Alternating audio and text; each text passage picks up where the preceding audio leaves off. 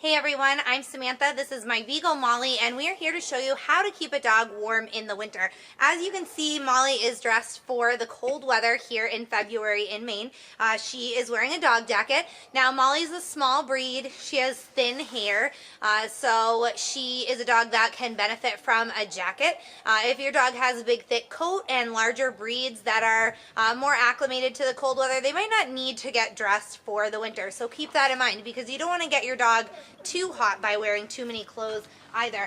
These are dog boots, and these are great to keep your dog warm in the winter as well. Now, the type of boots that I have an adjustable strap. You slip the paw into them, and then you can just wrap the strap around to secure. Come here, Molly. Come here. Good girl. Too cold for a dog is a question that I very commonly get. It really varies depending on the dog, their coat type, their overall health condition.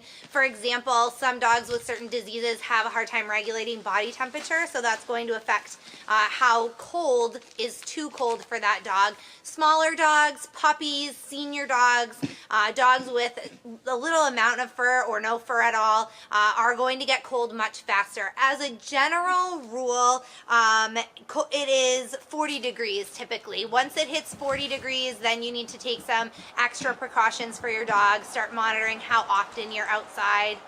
You also need to be careful once the temperature drops below 40, how long you're spending outside. You don't want to be leaving your dog out there for long periods of time. You don't want to be going on really long walks with ice and snow on the ground. So use some common sense and just be mindful of that. If the dog has to be outside all the time, there are certain dogs that do have to live outside or spend large amounts of time outside. You want to make sure that they have a very well insulated dog house that's really made for cold weather. You want to make sure that the doghouse that you provide is a sturdy structure and it's well insulated, because you don't want your dog getting too cold while he's in there. Hi, come on. Hi. You also want to make sure that there is warm bedding in the doghouse and that the bedding is dry. If you have days where things start to thaw or you get a little bit of rain, make sure that that bedding is not only warm but dry. Straw makes good bedding.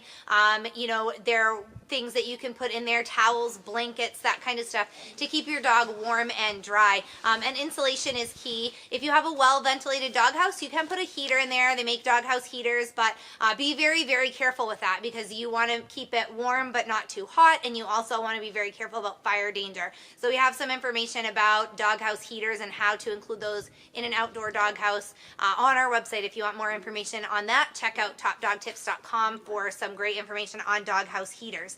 The other thing that you need to know when you're keeping your dog warm in the winter months, you want to come here? You need to look for signs of cold. Signs that your dog are too cold, of course, include shivering, holding up paws. Molly's resting upon my leg right now. Her paws might be getting a little bit chilly from standing in the snow. So look for alternating. A lot of times they'll pick one paw up to warm it up and then put that one down and kind of alternate to keep the paws from getting too cold. Slower movements or lack of any movement, especially if you talk to your dog and they don't show a response, that is a sign of hypothermia. So you want to make sure that you get the dog in and gradually warm them as soon as possible. You also can tell if the areas where there's little fur are cold to the touch. So check the nose, check the muzzle, check the ears, underneath their belly where there's only a little bit of fur, or the inside of the legs. If those are cold to the touch, then that means your dog's body temperature is dropping, and you want to make sure that you bring him inside as soon as you can. So that is my tips for how to keep your dog warm in the winter. If you have any questions, feel free to email me. Thanks for watching this video guide.